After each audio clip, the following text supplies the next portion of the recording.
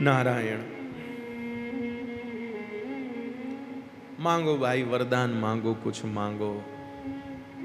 तो श्री करदम ऋषि जी ने कहा महाराज कुछ नहीं चाहिए, बस गृहस्थाश्रम में प्रवेश करने की इच्छा है, आप किसी योग्य कन्या का संकेत कर दीजिए। तब श्री करदम ऋषि को भगवान ने, वो वार्ताएं तो बहुत सारी हुई, बहुत विस्तार तो नहीं करूंगा।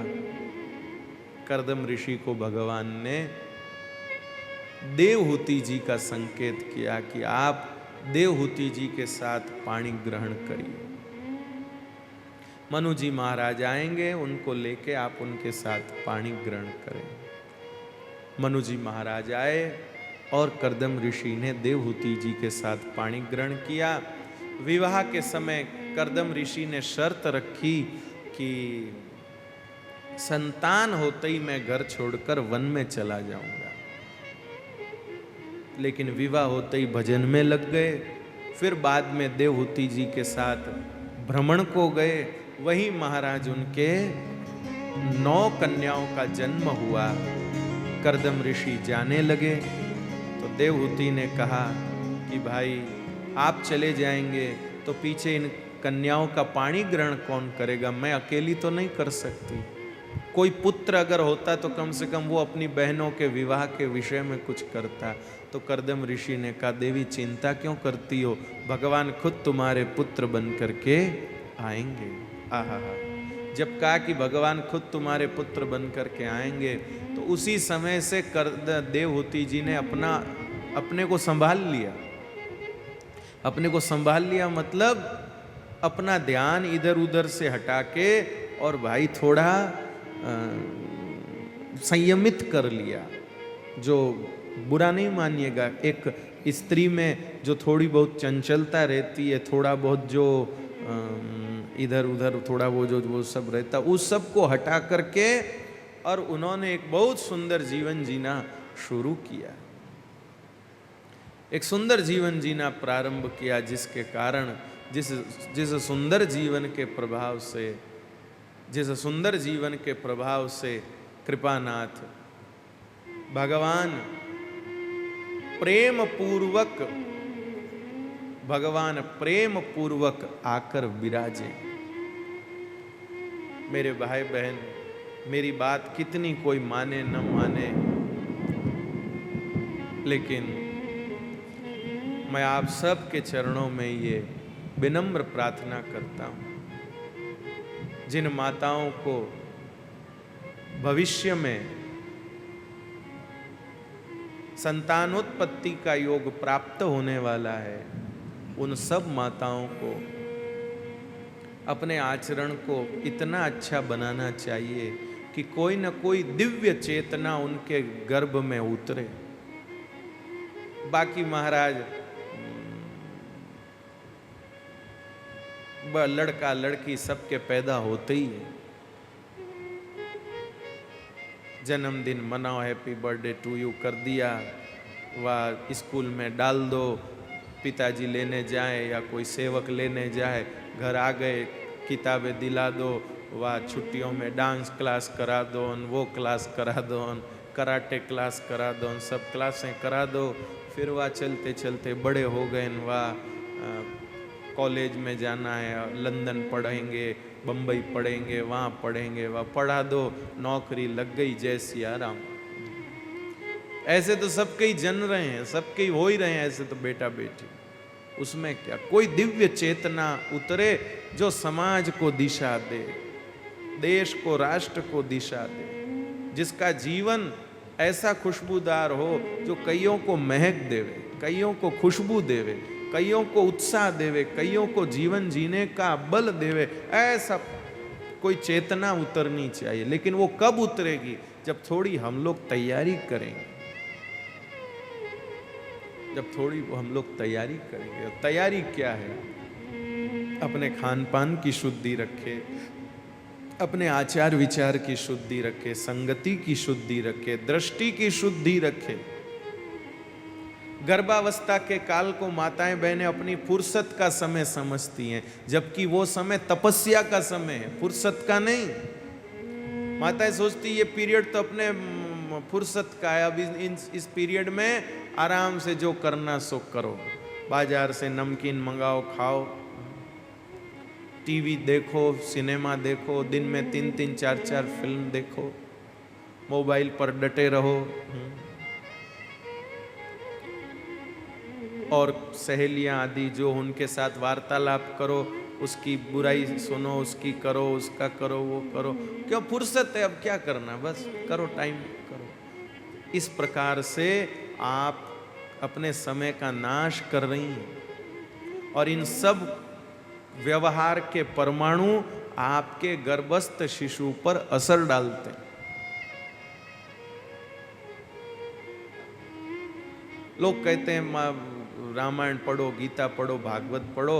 अब महाराज कोई माताजी बोल बोल के तो पढ़ती नहीं, अब पता नहीं कैसे, मेरे को तो शक होता है कि क्या पता ये पढ़ती भी है कि नहीं है, बोलती तो है कि भागवत पढ़ी, ऐसे नहीं 4-4 5-5 पेज पलट दिया।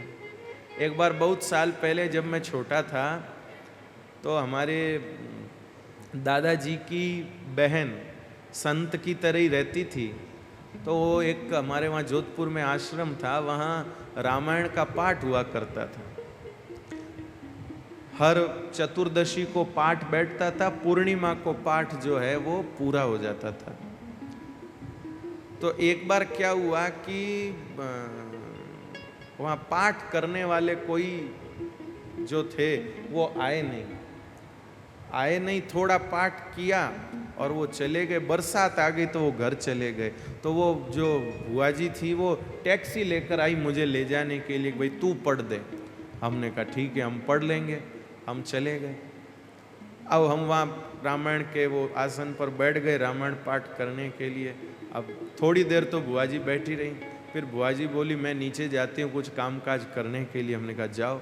फिर बस वो एक महात्मा जी की मूर्ति लगी हुई थी और कोई मंदिर में था ही नहीं। तो मैंने कहा अब अपन किस लिए पाठ करें तो हमने 5-5 पेज 10-10 पेज एक साथ ही पलटना शुरू किया और महाराज रात को ही पाठ पूरा कर दिया। जो पाठ सुबह पूरा होना था 9 बजे, वो महाराज 11 बजे तक तो कंप्लीट। बुआ जी आई, बोले पाठ, मैं के वेगियो, बोले कैसे हो गया? मैं को हमारी स्पीड बहुत तेज है कर दिया हमने। तो अब मैं को रात भर कोई नहीं, एक बाबा जी की मूर्ति, मैं अब कैसे करूँ?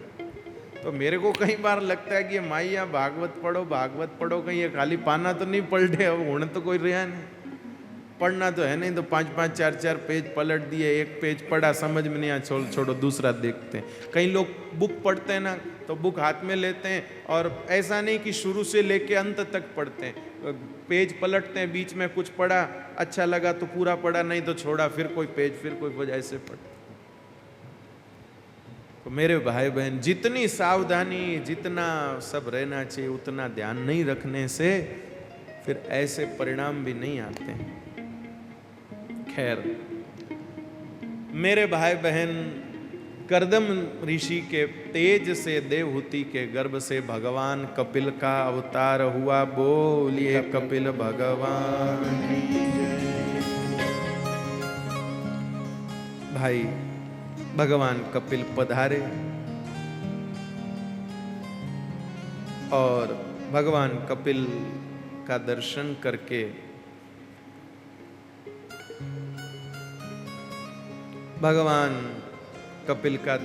करके सब देवता धन्य हो गए। ब्रह्मा जी आए, स्तुति करी, अपने साथ 9 कन्याओं को लाए।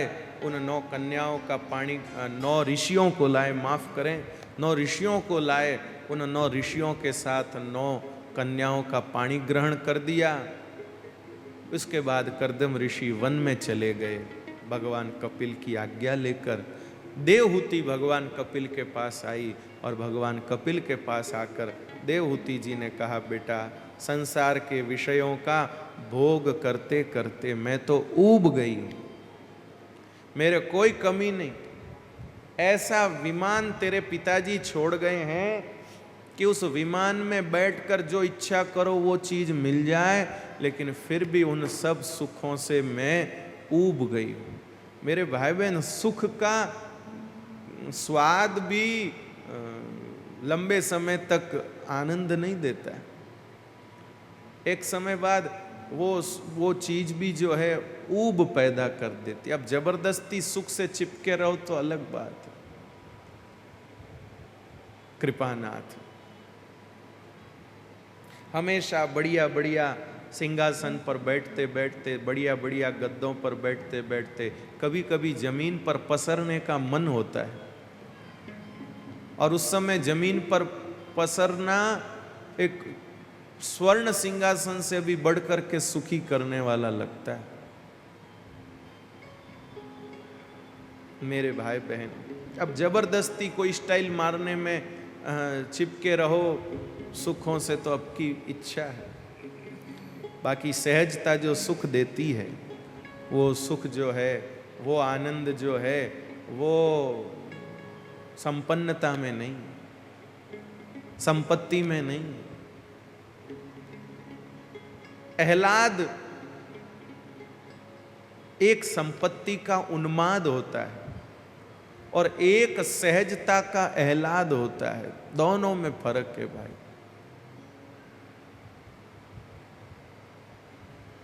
हमारे पास सहजता का आह्लाद हो, सहजता का आह्लाद हो, हमारे पास स्वीकार्यता का गुण हो,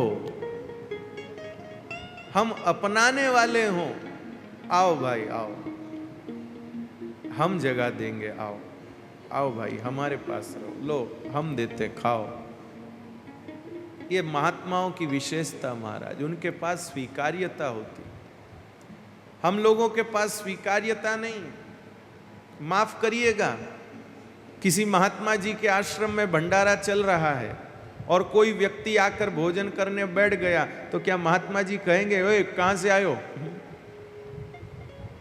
बाबा जी बताओ, कह सकते हैं उनको कि कहां से आए हो? अगर वो 10 आदमी अपने साथ भी ले आया है तो उसको भी अपने को भोजन कराना है। क्यों? क्योंकि स्वीकार्यता चलती है।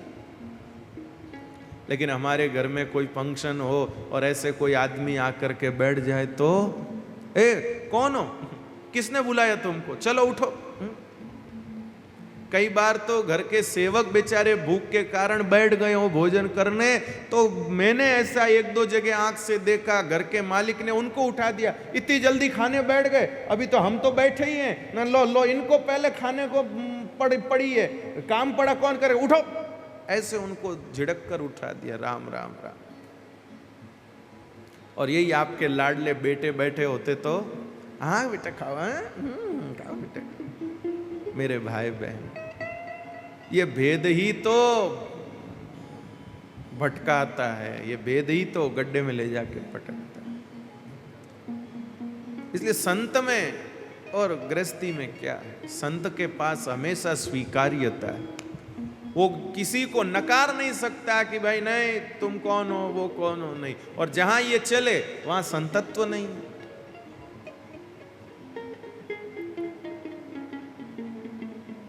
फिर वो गृहस्थी जैसा ही चलता है सब मामला, फिर वहां साधुता नहीं होती, फिर वहां संतत्व की खुशबू नहीं होती, फिर वहां भगवान नहीं होते भाई।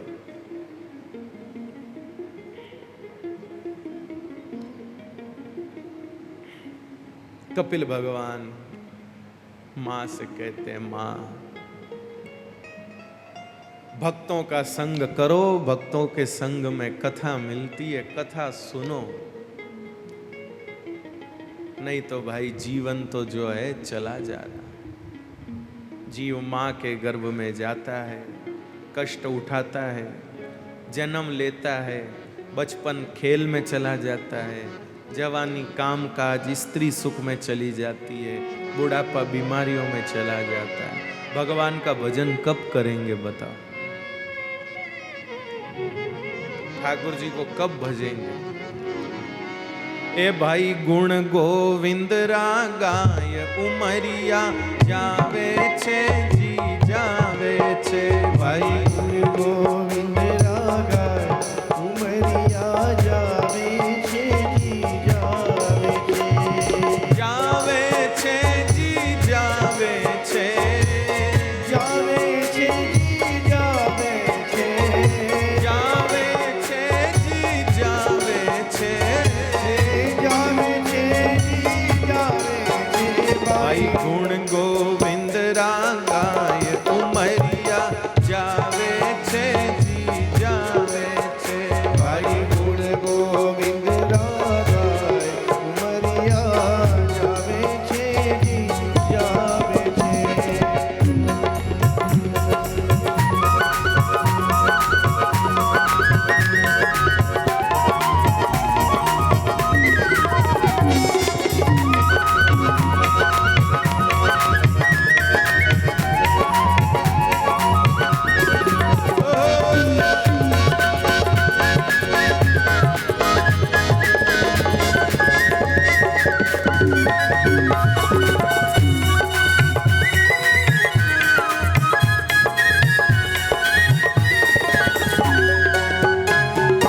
બાલપણો હસ ખેલ ગવાયો બાલપણો હસ ખેલ ગવાયો.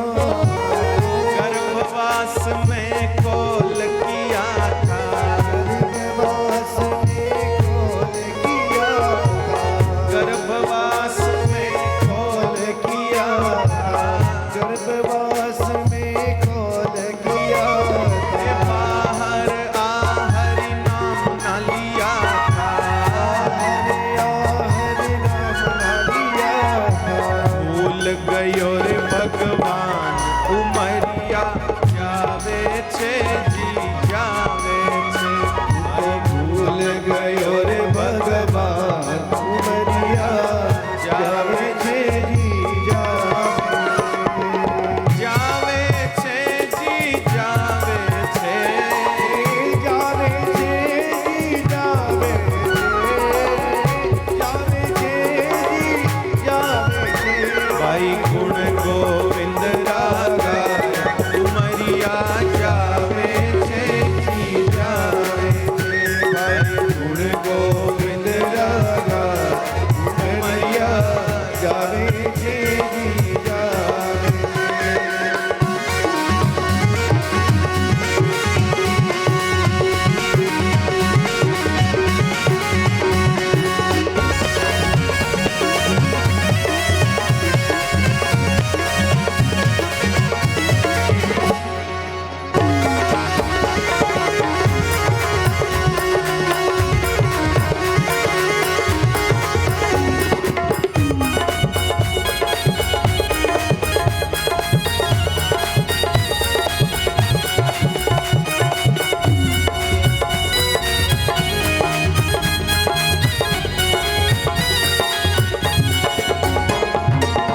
બાલપણો હસ ખેલ ગવાણો. બાલપણો હસ ખેલ ગવાણો. બાલપણો હસ ખેલ ગવાણો. बालपणो हस खेल ગવાણો. भरी जवानी खूब कमायो ભરી જવાની ખૂબ કમાયો. याद न कियो भगवान उमरिया जावे छे जी जावे छे भाई याद न कियो भगवान ઉમરિયા જાવે છે જી જાવે છે. હે જાવે છે જી જાવે છે. જાવે છે જી જાવે છે. ભાઈ ગુણ ગોવિંદ રાગાય ઉમરિયા જાવે છે જી જાવે છે. ભાઈ ગુણ ગોવિંદ રાગાય ઉમરિયા જાવે છે જી જાવે છે.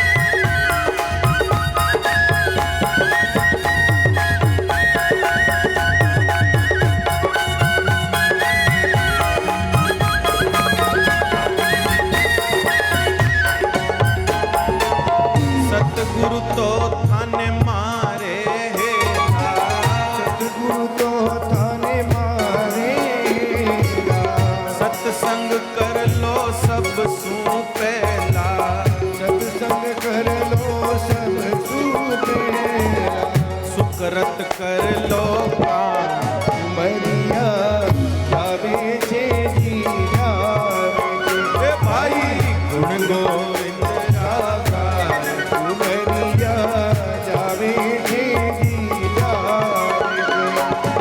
जावे छे जी जावे छे, जावे छे जावे छे, जावे छे जी जावे छे, जावे छे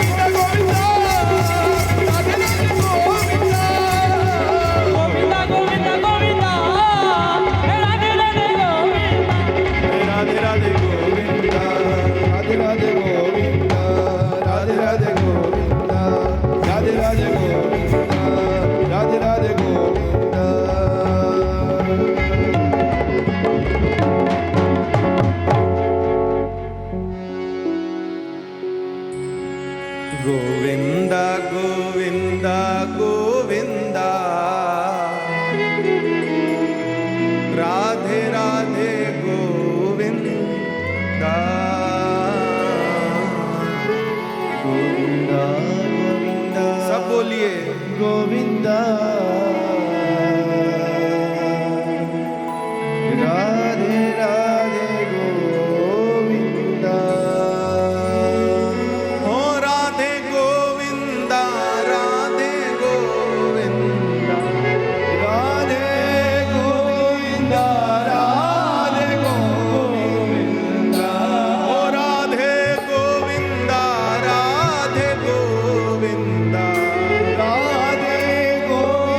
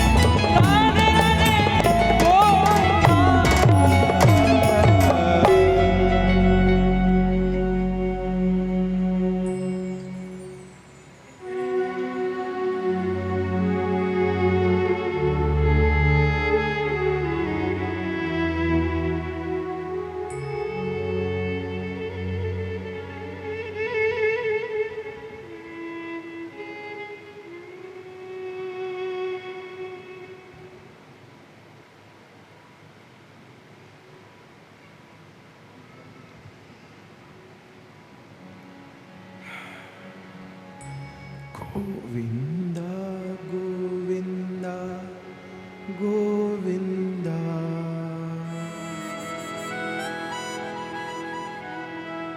राधे राधे गोविंदा।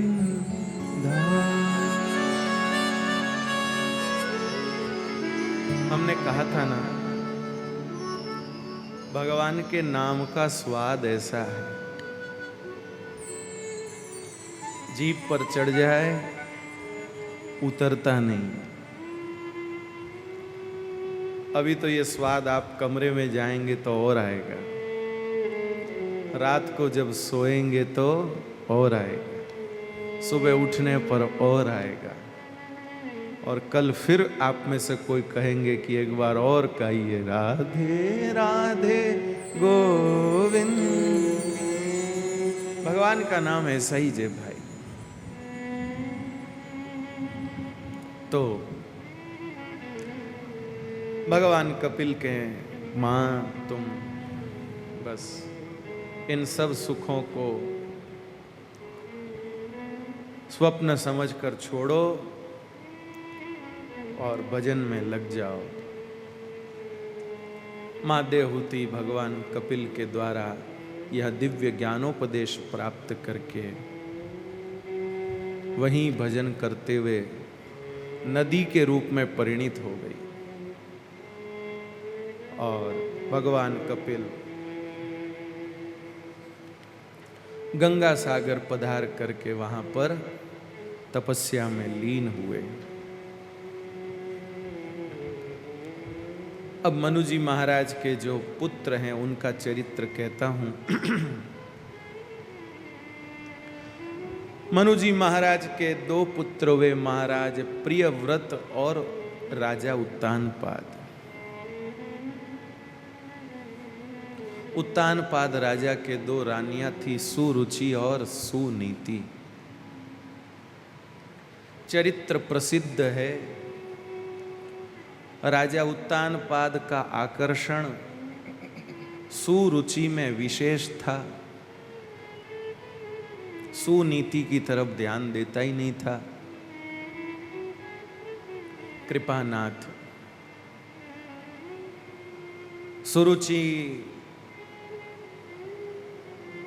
के महल में ही राजा अधिकतर रहती थी। क्षमा करे, सुरुचि के ही महल में राजा अधिकतर रहता था।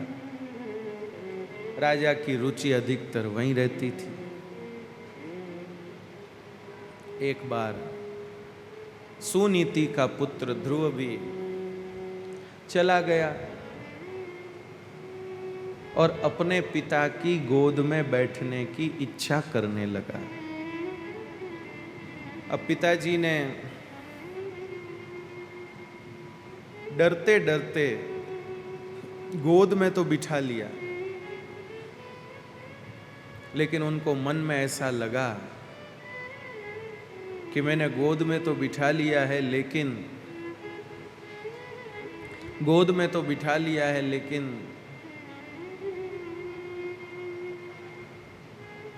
सुरुचि ने देख लिया, उसको बुरा लग गया, तो उसकी चिंता होने लगी उसको। और चिंता हो रही थी, वही हुआ, आ गई वो। उसने जब देखा ध्रुव को राजा की गोदी में बैठे हुए, तो उसके मन में ऐसा आया कि आज राजा ने इसको गोदी में बिठाया है, कल को गद्दी पर भी बिठा देंगे।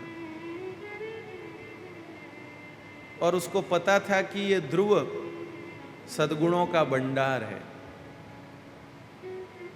और इसमें ऐसी काबिलियत है, योग्यता है कि राजा का मन आ सकता है। लेकिन अगर ये ऐसा हो गया तो फिर मेरा बेटा कहाँ जाएगा। उसने ध्रुव को पिता की गोदी से उतार दिया और तिरस्कार पूर्ण वचनों में उसने कहा कि अगर तुझे पिता की गोदी में बैठना तो जंगल में जाके तपस्या कर, और जब भगवान प्रसन्न हो जाएं तो उनसे वरदान के रूप में यही मांग लेना कि मुझे सुरुचि माँ के गर्भ से जन्म दो।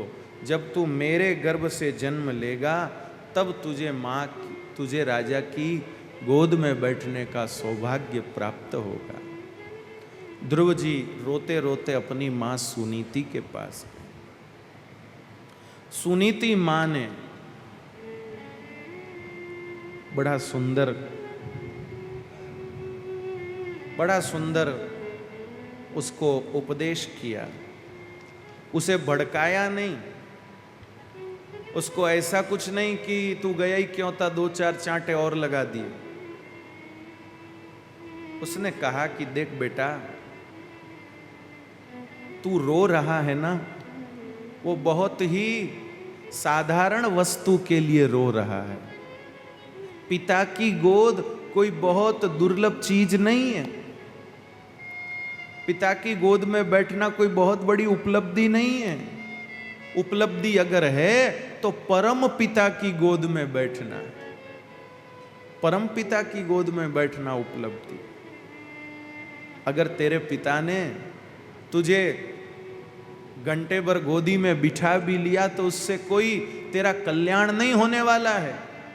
लेकिन अगर परमात्मा ने तेरे ऊपर दृष्टिपात ही कर दिया, श्री भगवान ने तेरे ऊपर नजर भी कर दी, तो उससे तेरा नहीं, तेरी सब पीढ़ियों का कल्याण हो जाने वाला है।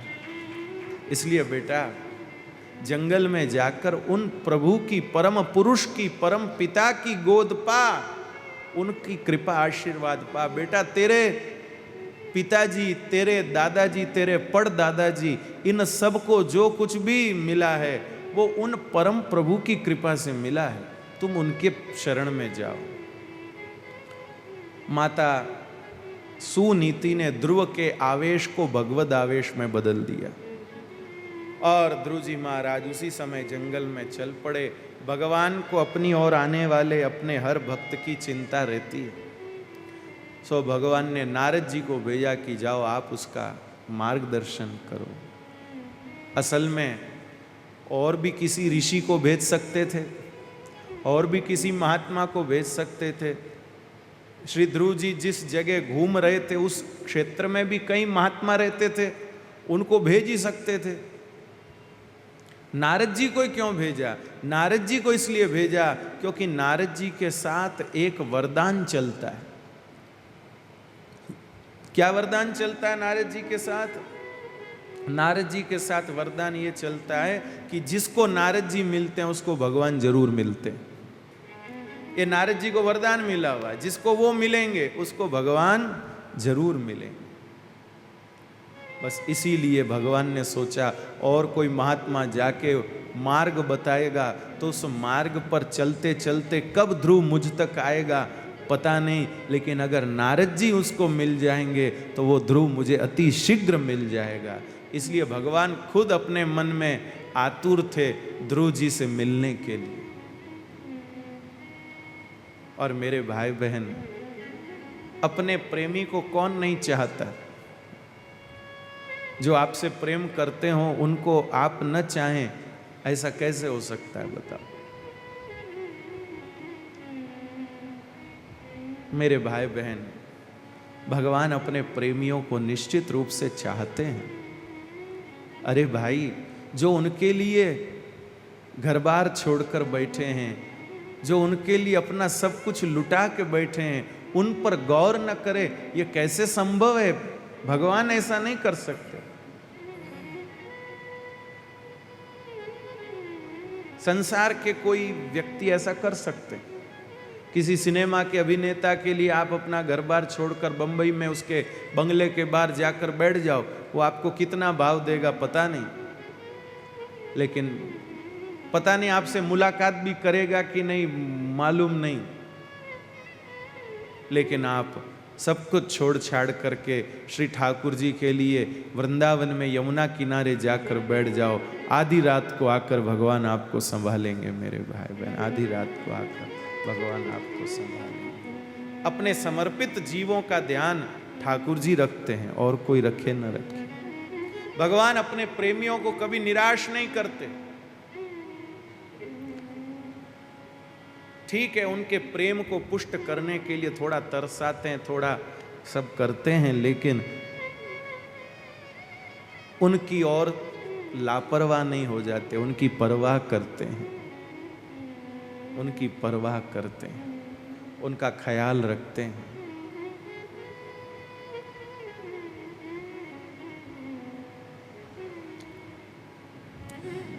नारद जी ने ध्रुव जी से पूछा, बेटा क्या कर रहे हो, क्या यहाँ क्यों आए हो? ध्रुव जी ने कहा, मैं भगवान से मिलने के लिए आया हूँ। तो बेटा क्या तुम जानते हो भगवान कहाँ मिलते हैं, कैसे मिलते हैं, क्या करने से मिलते हैं, किधर मिलते हैं, कैसे दिखते हैं, कैसा क्या है? बोले वो कुछ भी नहीं पता है। तो फिर तुमको पता क्या? बोले बस इतना पता है कि भगवान है और मेरे को मिलेंगे, बस इतना पता।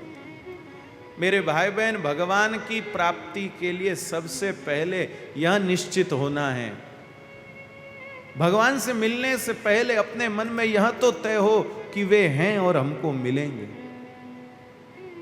एक बाबा जी किसी भी शहर में जाते थे तो सत्संग करने से पहले सवाल पूछते थे, सवाल का उत्तर बराबर आए तो कथा सुनाते थे, नहीं तो पंडाल बना हुआ छोड़कर चले जाते थे।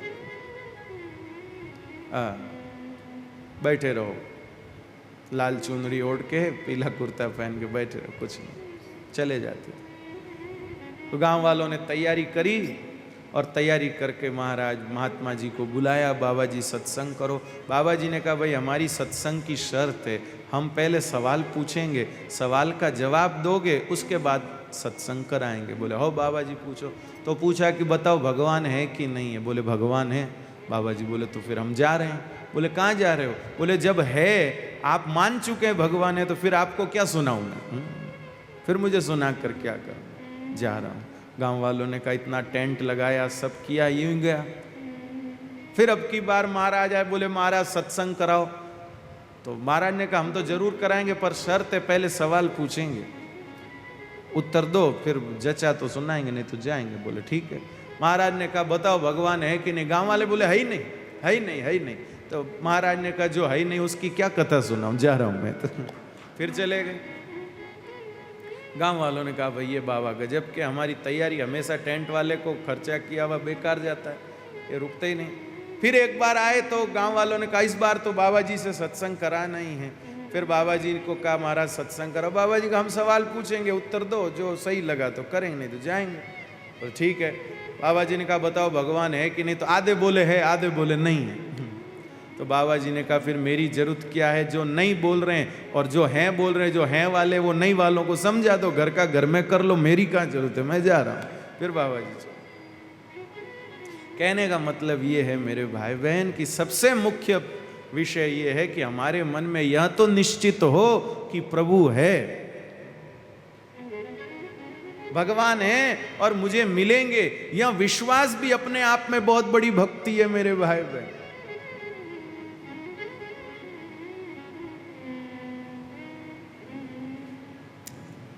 ध्रुव जी के हृदय में यही विश्वास था, भगवान है और मेरे को मिलेंगे।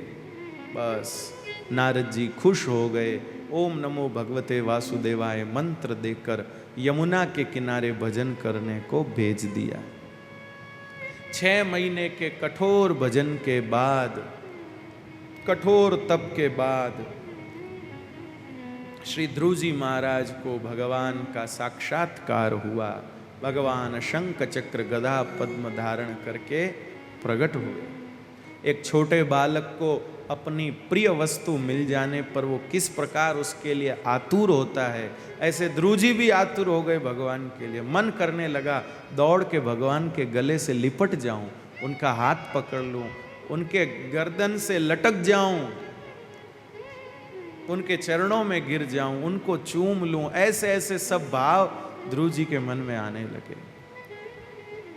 श्री ठाकुर जी ने अपना शंख ध्रुव जी के कपोल पर लगाया और जैसे ही ध्रुव जी के कपोल पर शंख लगाया, ध्रुव जी के मुख से श्लोक उच्चरित हुए, स्तुति गान करने लगे। योऽन्तः प्रविश्य मम वाचमिमां प्रसूप्तां सञ्जीवयत्यखिलशक्तिधरस्वताम् अन्याश्च हस्तचरण श्रवणत्वगादि प्राणानमो भगवते पुरुषाय भगवान ने कहा, बेटा ध्रुव, कुछ वरदान मांगो। ध्रुव जी ने कहा, प्रभु कुछ वरदान नहीं चाहिए, आपने दर्शन दे दिए, बस उसी में हमको सब कुछ मिल गया।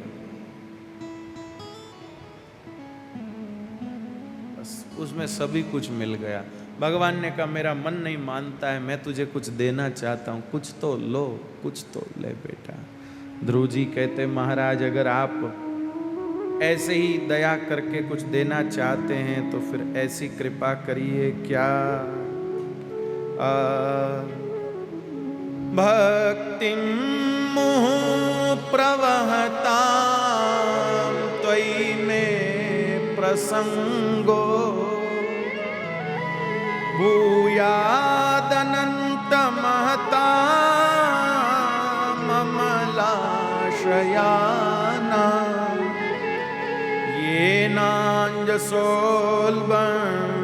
मुरुव्यसनं भवाब्धि नेष्ये भवद्गुण कथामृतपानमत्त। ओम नमो भगवते वासुदेवाय। ओम नमो भगवते वासुदेवाय। ओम नमो भगवते वासुदेवाय। ओम नमो भगवते वासुदेवाय। हे भगवान, अगर आप दया करके कृपा करके मुझे कुछ देना चाहते हैं तो उन विशुद्ध हृदय महात्माओं का संग दीजिए, जिनका आप में सच्चा भक्ति भाव है। ठाकुर जी ने कहा, उससे क्या होगा? बोले, जिन महात्माओं का ये सिद्धांत है तो यहां भी तो लागू होना चाहिए, और होता भी है ही, ऐसी बात नहीं। एक सच्चे भक्त की सन्निधि में आने वाला मेरे भाई बहन अपने जीवन में भक्ति के परमाणुओं को जरूर प्राप्त करता है। सच्चे भक्त की सन्निधि में आए जब, भगवान ने कहा, इससे क्या मिलेगा? बोले, महाराज सबसे बड़ी चीज मिलेगी, आपकी विस्मृति नहीं होगी। देवता कहते हैं ये सुख हमको स्वर्ग में नहीं है, अतिशय इंद्रियोत्सवात। स्वर्ग में इतनी ज्यादा सुख सुविधाएं हैं कि उन सुख सुविधाओं के चलते हम भगवान को भूल जाते हैं। और इन धरती के लोगों को सबसे बड़ा सौभाग्य क्या है? ये कितनी भी कोशिश कर लें पर कोई ना कोई महात्मा इनको भगवान की याद करा ही देता है। ये भूलना भी चाहे तो भूल नहीं सकते, भूलना भी चाहे तो भूल नहीं सकते। कोई ना कोई याद करा ही देता, किसी न किसी बहाने से भगवान याद आए बगैर रहते नहीं है। ये हम मनुष्यों के लिए परम सौभाग्य की बात है। हमें अपने जीवन में ऐसी भगवत सन्निधि मिली है, ऐसी संत सन्निधि मिली है, ऐसी सद्गुरु सन्निधि मिली है, ऐसी साधक सन्निधि मिली है, ऐसी धाम की सन्निधि मिली है कि हम चाहें तो भी भगवान को भूल नहीं सकते। भगवान याद दिला, भगवान को याद कराने वाले लोग भारत देश में। मेरे भाई बहन, यहां पर गौ माता ऐसी है जिस गौ माता को देखे तो भगवान याद आ जाए, मोर को देखे तो भगवान याद आ जाए, बंशी को देखे तो भगवान याद आ जाए, और तो और दो भाइयों को प्रेम से बैठा देखे तो भगवान याद आ जाए। मेरे भाई, हम लोग भगवान को भूल ही नहीं सकते। इस देश में ये सबसे बड़ा लाभ है। परदेश में कोई तकलीफ नहीं है भाई, बहुत सुख सुविधाएं हैं, इतनी सुख सुविधाएं पूछिए मत। पूरे तो घर में गलीचा बिछा हुआ है, क्या कहना है। खाने पीने की तमाम प्रकार की वस्तुएं जब चाहो जब उपलब्ध है। कोई ऋतु का नहीं कि भाई इस मौसम में ये मिलता है, इस मौसम में ये मिलता है। सब चीज हर मौसम में उपलब्ध। आने जाने के लिए गाड़ियां, क्या वो क्या वो क्या, कोई कमी नहीं महाराज सुख सुविधाओं की। लेकिन तकलीफ है तो क्या, उन सुख सुविधाओं में भगवान कहीं भी याद आते नहीं। हमारे यहां तो महाराज कहीं कहीं चौरायों पर भगवान का नाम लिखा हुआ है। किसी न किसी बहाने से भगवान याद आ ही जाते हैं। इसलिए श्री ध्रुव जी महाराज ने ये चीज भगवान से वरदान के रूप में मांगी। मेरे भाई बहन, मैं आपको ये इसलिए सुना रहा हूं कि आप लोग सोचते होंगे कि वरदान का मतलब सिर्फ धन मांगना, सिद्धि मांगना, पद प्रतिष्ठा, पैसा मांगना, शक्ति मांगना, ताकत मांगना। नहीं, वरदान में ऐसी ऐसी चीजें भी मांगी जाती है। ये भी वरदान में होता है।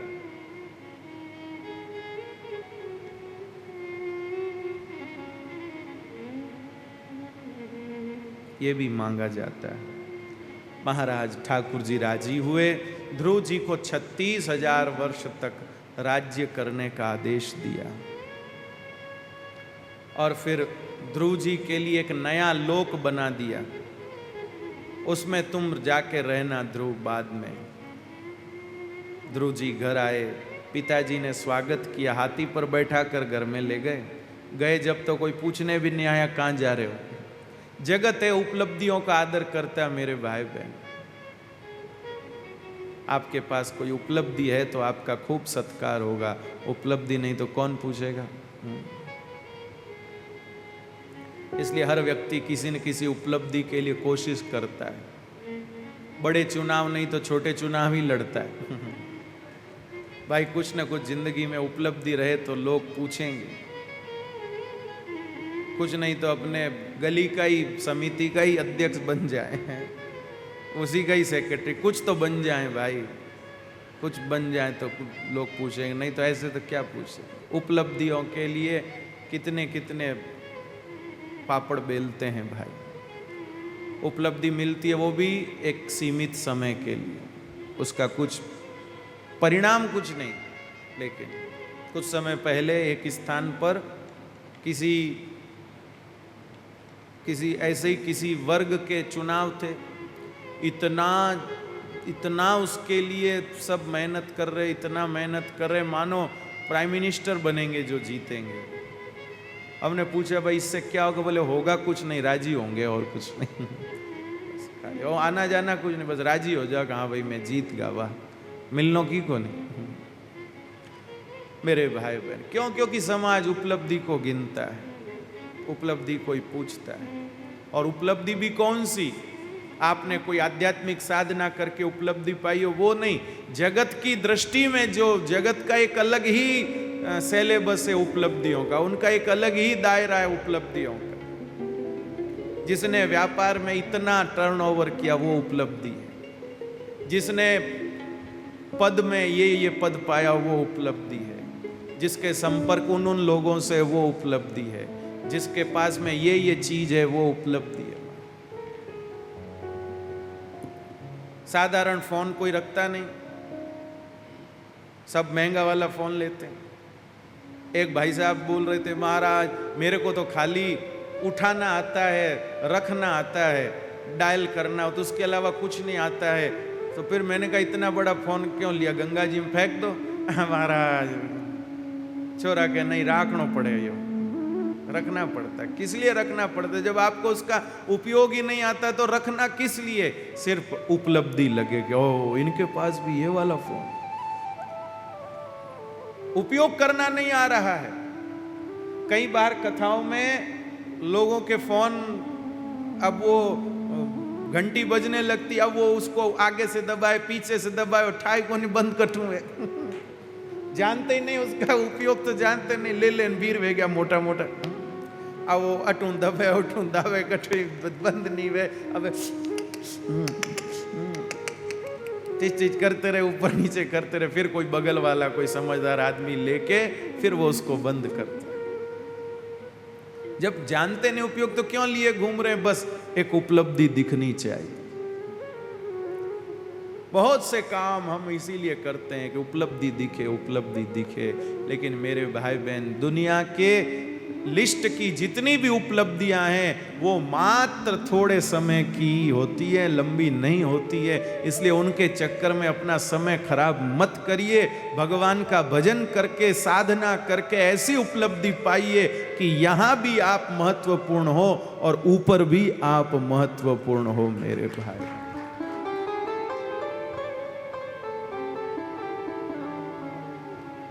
हनुमान जी के पास इतनी शक्ति थी, क्या वो कोई वर्ल्ड रिकॉर्ड नहीं बना सकते थे? हनुमान जी भी कोई वर्ल्ड रिकॉर्ड बना के, हनुमान जी ने कोई रिकॉर्ड बना के छोड़ा हो तो बताओ।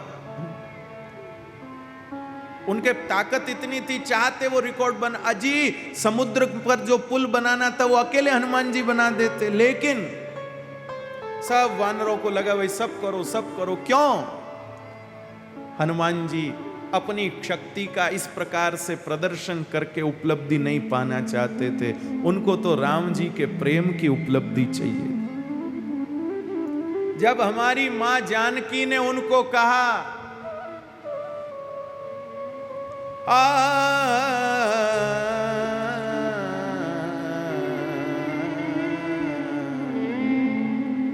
अजर अमर गुण निधि सुत हो, हे बेटा हनुमान अजर हो जाओ, अमर हो जाओ, गुण निधि हो जाओ। हनुमान जी का चेहरा उतर गया।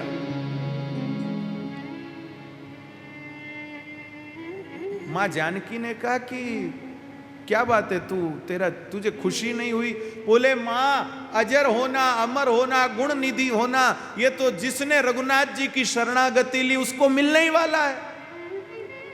ये तो निश्चित चीज है, इसमें क्या? अजर अमर गुण निधि सुत हो।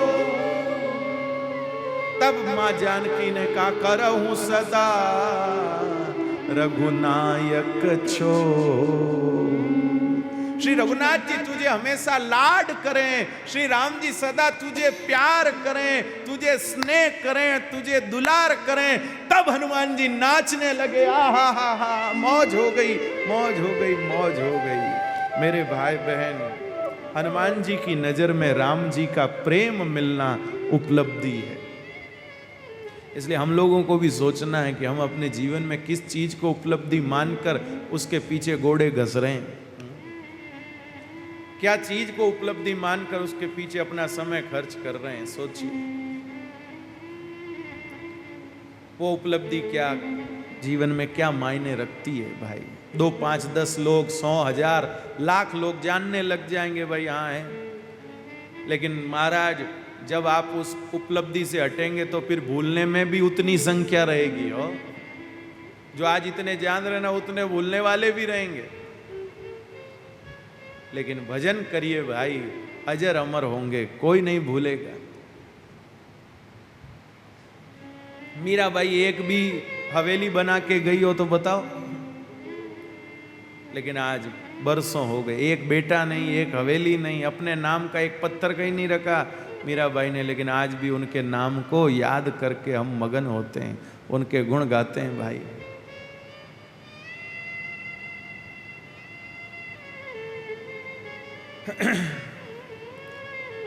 ध्रुव जी आए घर, सबने स्वागत किया। बाद में राजा उत्तानपाद ने ध्रुव जी को राजगद्दी देके वो खुद भी जंगल में चले गए भजन करने के लिए। बाद में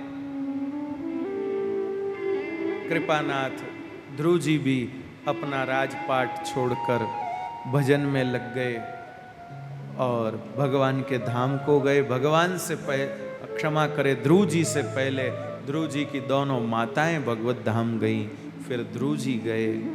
मृत्यु के सिर पर पांव रखकर ठाकुर जी के धाम पहुंचे हैं। भगवान को याद करते रहते हैं। ध्रुव जी की ही पवित्र पावन वंश परंपरा में महाराज प्राचीन बरही राजा हुए, जिनको पुरंजनोपाख्यान के माध्यम से श्री नारद जी महाराज ने ज्ञानोपदेश दिया। ध्रुव जी महाराज की पवित्र परंपरा में महाराज आगे चलकर राजा अंग हुए, उनके वैन हुए। वैन बड़ा दुराचारी था, महात्माओं ने उसे हुंकार से नष्ट कर दिया। उसके देह का मंथन हुआ, भगवान के स्वरूप भगवान पृथु जी का प्राकट्य हुआ। अर्ची देवी उनके साथ में लक्ष्मी जी के रूप में पधारी। पृथु जी ने एक बहुत सुंदर कार्य किया। क्या? इस धरती पर एक समय ऐसा आया जब बीज बोने पर भी फसल नहीं होती थी। तब श्री पृथु जी महाराज ने गो रूप धारिणी पृथ्वी का दोहन करके नाना प्रकार के धन धान्य इस भूमंडल पर स्थापित किए। पृथु जी महाराज के चरित्र के अनुसार हम लोगों को जो कुछ भी जीवन उपयोगी वर्तमान में उपलब्ध है वो कहीं न कहीं गो माता से ही संबंधित है। और वो तभी तक दिव्य है जब तक उसका संबंध गो माता से। मेरे भाई बहन, आपका मोबाइल चाहे कितना ही महंगा हो, लेकिन उसकी चार्जिंग तो पावर से ही होगी, और जब तक वो पावर से संबंध रखेगा तभी तक वो काम करेगा। ठीक है, उसको एक बार चार्ज किया, 100% चार्ज हो गया, फिर आप एक दिन, 1.5 दिन, 2 दिन उसको घुमा लो, लेकिन फिर वापस उसको लाकर तो वहीं पावर से जोड़ना पड़ेगा। बगैर पावर से कनेक्ट किए वो मोबाइल आपके लिए उपयोगी नहीं हो सकता। ऐसे ही मेरे भाई बहन, हम जितने भी देहधारी प्राणी हैं, हम सबको समय समय पर गो माता के पास जाके जुड़ना चाहिए, गो माता की सेवा से जुड़ना चाहिए।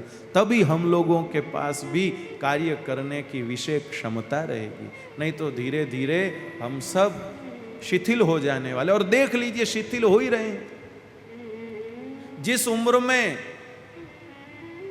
लोगों के पास काम करने की भरपूर ऊर्जा रहती थी, उस आयु के लोगों की आज क्या दशा है।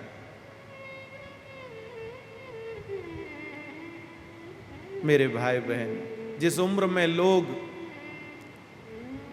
पहाड़ों को हिलाने की बात करते थे, उस उम्र में आज खुद हिला नहीं जाता है।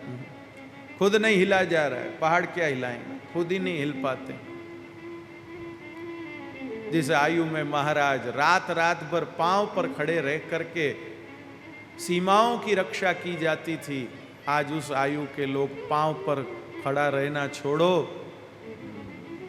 जमीन पर भी नहीं बैठ पाते। क्या विचित्र दशा आई मेरे भाई बहन। इसका एक ही कारण है, हमारी गोवंश की, हमने जो गोवंश की उपेक्षा करी, जो हमारी गो माता से दूरी है, यही उसका ये उसी का दुष्परिणाम है।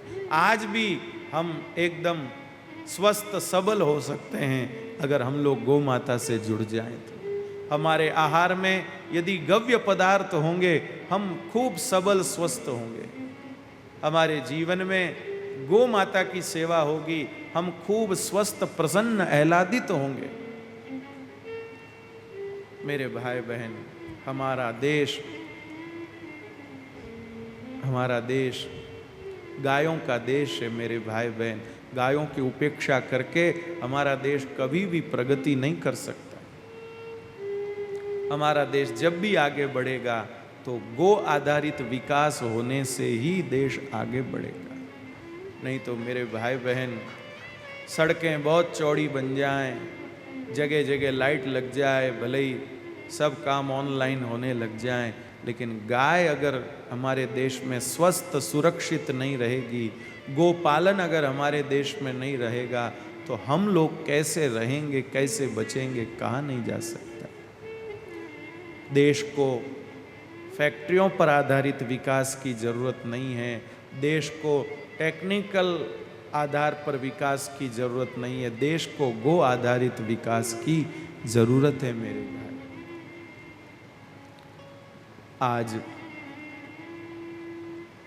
हमारे राजस्थान के वीर शिरोमणि, भारत के हिंदुआ सूर्य श्री महाराणा प्रताप जी की आज जन्म जयंती है। हम श्री महाराणा प्रताप के कृतित्व को, व्यक्तित्व को प्रणाम करते हैं।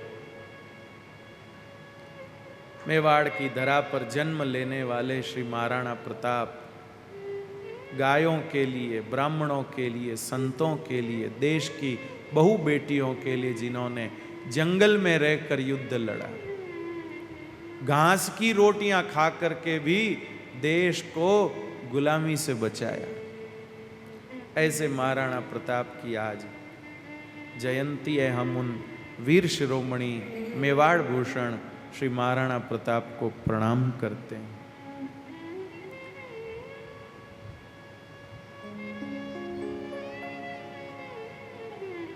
एक मारवाड़ी भजन है महाराणा प्रताप के ऊपर, उसका सिर्फ स्मरण कर रहे हैं।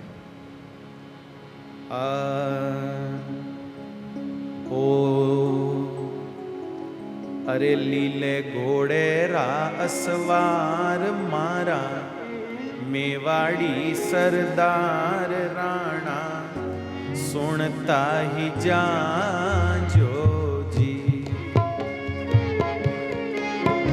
लीले घोड़े रा असवार मारा, मेवाड़ी सरदार राणा, सुनता ही जाजो जी।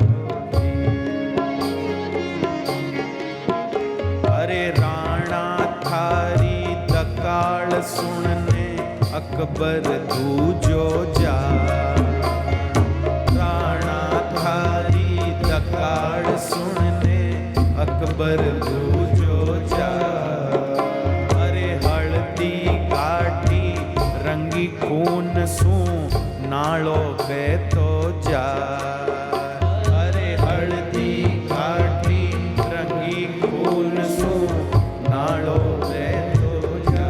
के चाली मेवाड़ी तलवार बैग्या, खूनारा कंगाल राणा, सुनता ही जाजो जी। महाराणा प्रताप के एक भाई थे शक्ति सिंह जी, वो जाकर अकबर से मिल गए थे, लेकिन जब उन्होंने महाराणा प्रताप का चरित्र देखा कि मैं सुख पाने के लिए इस अकबर के साथ मिला हूं और मेरा भाई देश के लिए, जन्मभूमि के लिए, मातृभूमि के लिए घास की रोटियां खा के भी लड़ रहा है, मेरे को इतनी भूख है राज की, और मेरा भाई राज कुर्बान करके धर्म बचाने के लिए, संस्कृति बचाने के लिए जूझ रहा है, वो महाराज आकर के वापिस अपने भाई को समझाने के लिए श्री महाराणा प्रताप ने एक पत्र भी भिजवाया था, लेकिन महाराज उनके चरित्र ने उस शक्ति सिंह को झुका दिया। शक्ति सिंगरी गर्दन झुक गई, पड़ियो पगारे मां। शक्ति सिंगरी गर्दन झुक गई, पड़ियो पगारे मां। अरे प्यार झूम गयो, गड़े लूम गयो, वचन न मूंडे आ। अरे प्यार झूम गयो, गड़े लूम गयो, वचन न मूंडे आ। अरे दोनों आसूड़ा ढलकाय वाणी, पाया कुण छुड़वाय राणा, सुनता ही जाजो।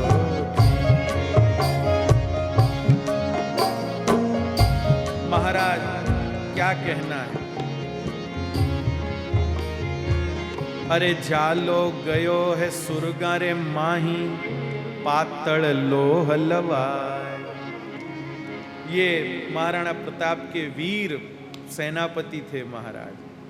चेतक तनसू बहे पनाड़ो, करतब बरण्यो न जाए। आदमी जतन करके भी जिस नाले को नहीं डाक सकता, चेतक जख्मी होते हुए भी उसको लांग गया अपने स्वामी के लिए। क्या स्वामी भक्ति थी उस घोड़े की। प्रणाम उस चेतक को। चेतक तनसू बहे पनाड़ो, करतब बरण्यो न जाए। और क्या उस चेतक का भाव, माने जीना सू नहीं प्यार, माने मरणो है एक बार। मरना तो है ही है, क्यों नहीं अपने स्वामी की भक्ति करते हुए मरूं। ऐसे महाराणा प्रताप। और क्या राजा मान सिंह के साथ युद्ध, हाथी के ऊपर चढ़ गया चेतक भाई। आहा, चेतक चढ़ गयो हाथी ऊपर, मान सिंह घबराए। अरे भालो फेंक्यो महाराणा जद होदो टूटो जाए। 80 किलो वजन का भाला था महाराणा प्रताप का, 80 किलो वजन का। हमसे खुद का वजन नहीं उठता है, और महाराणा प्रताप 80 किलो वजन का भाला लेकर के युद्ध करते थे महाराज। सोचो उनकी वीरता। कृपानाथ रण में घमासान मचवाय बैरी, रण सु भाग्या जाय राणा, सुनता ही जाच। ऐसे हमारे महाराणा प्रताप की आज जन्म जयंती। तो मेरे भाई बहन ध्यान दीजिए, ये देश वीरों का है, महापुरुषों का है, गो भक्तों का है, साधु संतों का है। इसलिए इस देश में गो सेवा, गो भक्ति अनिवार्य रूप से होनी चाहिए। ऐसे श्री पृथुजी महाराज हुए। महाराज इसके बाद अपनी सभा में सुंदर सत्संग पृथुजी महाराज ने कराया। सबको जीवन धन्य बनाने के सूत्र सनत कुमारों से प्राप्त हुए। अश्वमेघ यज्ञ किया, घोड़ा इंद्र चुरा ले गया, और स्वयं भगवान ने आकर पृथु जी से इंद्र से मैत्री करने को कहा। पृथु जी ने इंद्र से मैत्री स्थापित करी। भगवान के प्रति अत्यंत अनुराग पृथु जी का। श्री पृथु जी महाराज ने कहा कि भगवान ने कहा वरदान मांगो। पृथु जी कहते 10,000 कान दे दो मुझे। तो महाराज भगवान ने कहा इतने कान का क्या करेगा? बोले 2 कान से आपकी कथा सुन के मन तृप्त नहीं होता है, 10,000 कान दो ताकि और ज्यादा कथा सुने। ऐसे भगवान की कथा के प्रेमी पृथु जी महाराज हुए। आगे इनकी वंश परंपरा में प्रचेता हुए। महाराज आगे चल करके जो है महाराज प्रेवत, उनके पुत्र आग्नेत पूर्वचिति अप्सरा से 9 पुत्रों का जन्म। ज्येष्ठ जो थे वो नाभि राजा, उनके यहाँ ऋषभदेव जी का प्राकट्य हुआ। उनके यहाँ महाराज भरत हुए। आगे महाराज जिन्होंने जड़ भरत की तरह रह करके परमहंस तत्व का उपदेश किया, राजा रोगण को ज्ञानोपदेश किया। इसके बाद भूगोल खगोल का वर्णन करके नरकों का वर्णन किया। राजा घबराने लगे, तब उनको अजामिलोपाख्यान सुनाया। मरते समय अजामिल नाम के ब्राह्मण ने अपने पुत्र के भाव से नारायण नाम लिया, और भगवान नारायण के पार्षदों ने उनकी यमपाश से रक्षा करी। बची हुई आयु को अजामिल ने भगवत स्मरण में व्यतीत करके अपने जीवन को भगवान के चरणों में समर्पित किया। यह भाव रखते हुए हम भी आज के सत्र को भगवान के चरणों में समर्पित करते हैं। आइए थोड़ा सा हरिनाम संकीर्तन करें, उसके बाद आरती की ओर आगे बढ़ें। गोविंद हरे गोपाल हरे, जय जय प्रभु दीन दयाल हरे। गोविंद हरे गोपाल प्रभु दीन दयाल। गोविंद हरे गोपाल हरे, गोविंद हरे गोपाल हरे।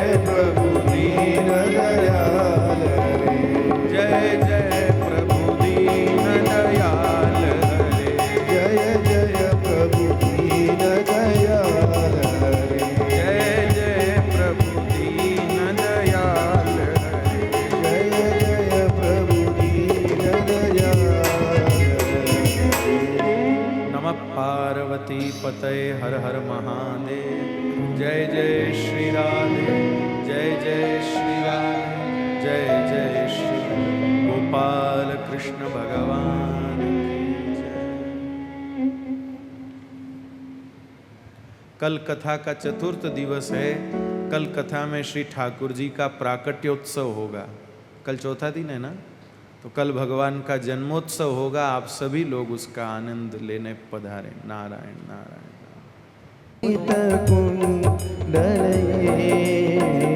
कलित ललित वनमाल जय जय देव दीनमणि मंडल मंडन भव खंडने ओ भव खंडने विजन मानस जय जय देव कालिय विषधर गंजाना जनर जनय हो जनर जनये यदुकुल नलिन दिनेश देव रे मधुमुरन कविनाशन गरुड़ासनय ओ गरुड़ासनय सुरकुल के जय जय देव अमल कमल दल लोचन भव मोचनय ओ भव मोचनय त्रिभुवन भवन निदान जय जय देव जनक सुता कृत भूषण जित दूषणय ओ जित दूषणय समर शमित दश कंठ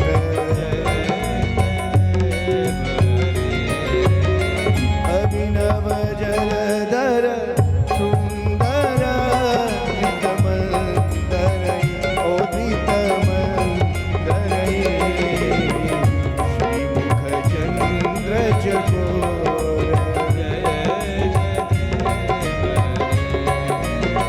तव चरणे प्रणता वयमिति भावये ओ मिति भावये कुशलम प्रणतेषु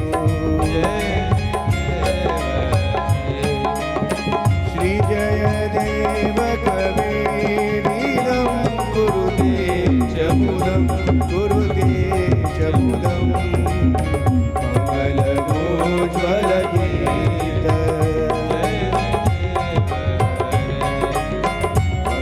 मंगलमोज्ज्वल गीत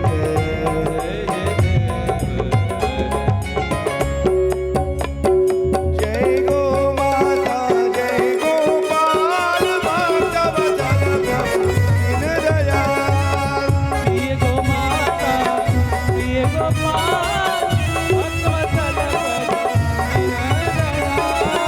जय गो माता जय गोपाल भक्तवत्सल प्रभु दीन दयाल जय गो माता जय गोपाल भगवत दीन दयाल प्रिय गो माता प्रिय गोपाल भक्तवत्सल प्रभु दीन दयाल जय गो माता जय गोपाल भगवत प्रभु दीन